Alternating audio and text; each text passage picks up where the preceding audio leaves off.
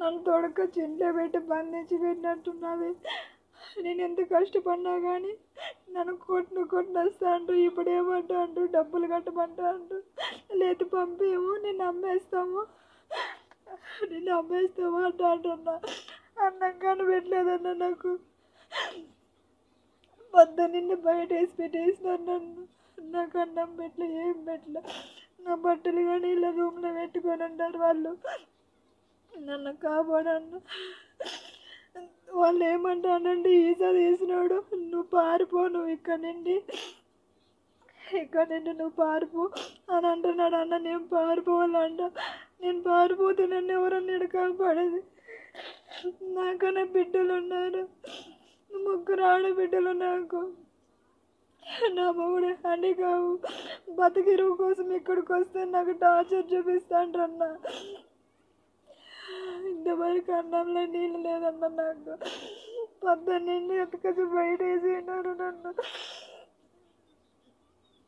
ఈసా తీసిన ఫోన్ చేసి నీకు ఏమైతే చేసుకో అంటున్నాడు. వాడి ఇంటికాడ ఉండి నేను ఫోన్ చేస్తే బ్లాక్ లిస్ట్లో పెడతా అంటున్నాను. అమ్మారు నన్ను కాపాడన్నా. లోకేష్ సార్కి నమస్కారం. నేను ఇక్కడ నుండి కోయటికి వెళ్ళినాను. నేను వెళ్ళి 2.5 నెలలు అవుతుంది. ఈ 2.5 నెలలకు నన్ను చాలా ఇబ్బంది పెట్టినారు అక్కడ. నేను ఇక్కడ నుండి వెళ్ళడం కారణం ఏంటంటే, నేను ఇంట్లో కొద్దిగా నాకు ప్రాబ్లం ఉంది. నా ప్రాబ్లం ఏంటంటే, నా హస్బెండ్ హ్యాండిక్యాప్. అమ్మాయి 9 చదివింది. అమ్మాయి 9 చదివేసి ఆపేసి అమ్మాయిని పనికి పంపించాల్సి వచ్చింది. నేను నా ఇబ్బందులు చాలా ఎదుర్కొన్నా. నేను అటనేసి 3 ఆడబిడ్డలే నాకు. నా బిడ్డలు వదిలేసి నేను గలుపు దేశం పోవాల్సి వచ్చింది. నా పిల్లలు 3 ఇంటికాడ పెట్టిపోయినా. నా హస్బెండ్ కేరళకి వెళ్ళినాడు. అక్కడ పోయి తను అడకొచ్చి మాకు పెడతా వచ్చినాడు.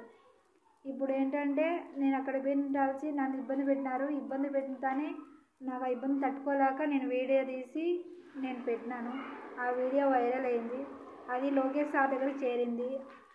ఆ సార్ బాగా నాకు హెల్ప్ చేసినాడు.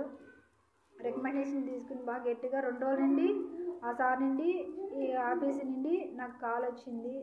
నన్ను బాగా సేవ్ చేసినాడు. ఇంటికి ఇబ్బంది లేకుండా వచ్చేసిన. నేను నాకేమన్నా కొద్దిగా హెల్ప్ చేయాలనుకొని కోరుకున్నాను సార్ను. ధన్యవాదాలు సార్.